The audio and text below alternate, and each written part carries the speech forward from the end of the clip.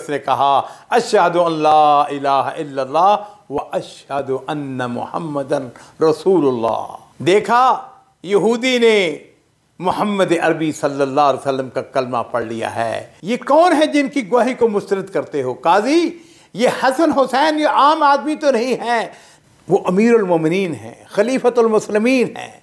इत्तेफाक से एक दिन आपकी ज़िरा गुम हो जाती है। तो हज़रत अली रज़ी अल्लाह ताला अन्हु उन्होंने देखा कि उनकी ज़िरा एक यहूदी के पास है। यहूदी से कहने लगे ये ज़िरा मेरी है और फ़लाँ दिन मुझसे गुम हो गई थी। यहूदी कहने लगा कि ज़िरा मेरे पास मौजूद है, आप ये कैसे दावा कर सकते हैं कि ये आपकी है?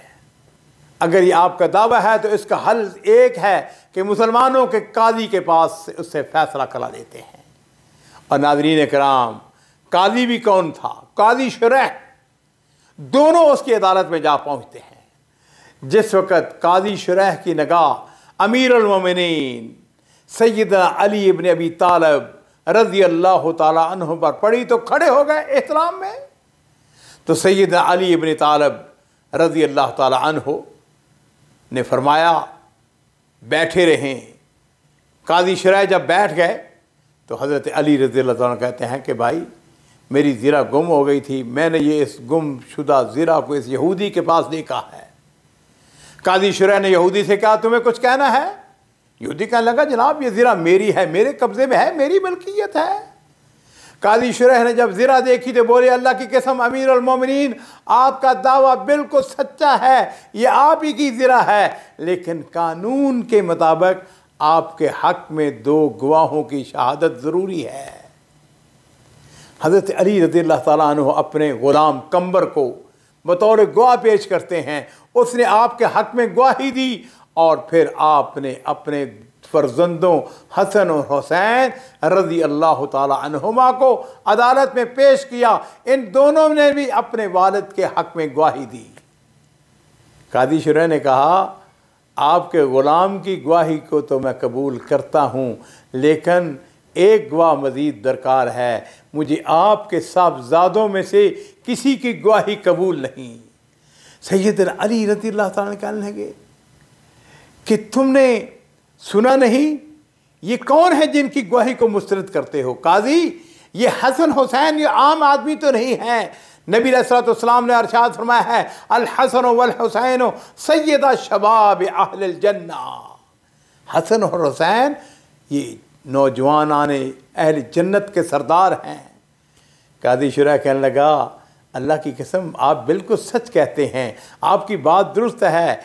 तो हज़रत अली रज़ी अल्लाह ताला ने पूछा काजी शुरैह फिर आपको अहले जन्नत के सरदारों की गवाही कबूल करने में क्या तअम्मुल है, क्यों इनकार कर रहे हो?